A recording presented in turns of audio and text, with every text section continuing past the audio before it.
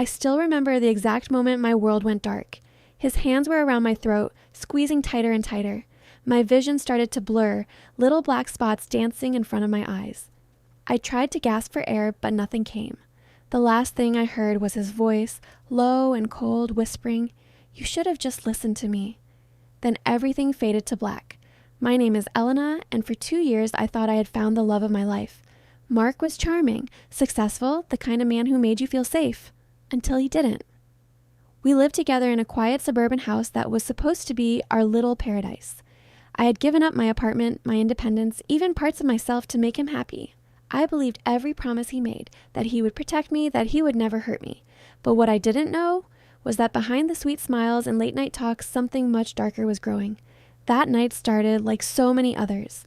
A small argument about something silly, me spending too much time on the phone with my sister. His jealousy had been getting worse for months, but I kept telling myself it was because he loved me so much. The shouting grew louder. I tried to walk away, but he grabbed my arm and pulled me back. His face changed in a way I had never seen before. Eyes empty, jaw tight. "You think you can just ignore me?" he snarled. I begged him to calm down. I told him I loved him. But love wasn't enough anymore. His hands flew to my neck.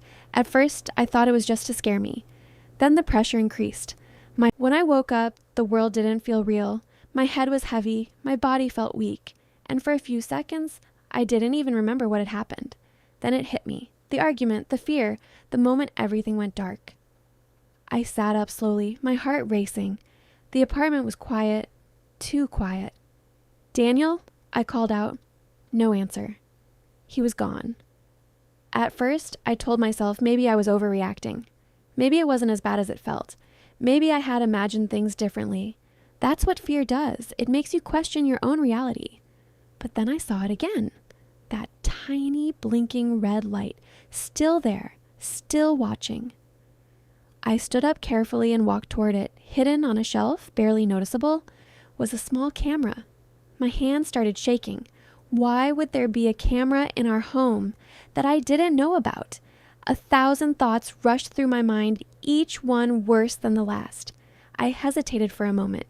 Part of me didn't want to know the truth, but a stronger part of me needed it. So I picked it up and I watched. What I saw shattered everything I believed. It wasn't just that night. There were recordings from days, weeks, maybe even longer. Moments I thought were private, conversations I thought were safe, pieces of my life, captured without my knowledge. And Daniel, he wasn't the man I thought I knew. He was calculating, controlled, watching everything, recording everything, even worse. I saw how his behavior changed when he thought no one would ever find out. The truth unfolded in front of me like a nightmare I couldn't escape. I wasn't his partner. I was someone he was observing, controlling, testing. And that realization broke something inside me, but it also did something else. It woke me up. The fear I felt began. I didn't confront him right away. That would have been easy. Emotional, predictable, and I knew Daniel well enough to understand one thing. He thrived on control. So I did something he would never expect. I stayed quiet. I acted normal. When he came back later that day, I looked at him the same way I always had, calm, soft, unaware. "Hey," he said, watching me carefully. "Hey," I replied, forcing a small smile. Inside, everything had changed. That night, while he slept peacefully beside me, I made my decision. I wasn't going to run. I wasn't going to break down. I was going to take my power back.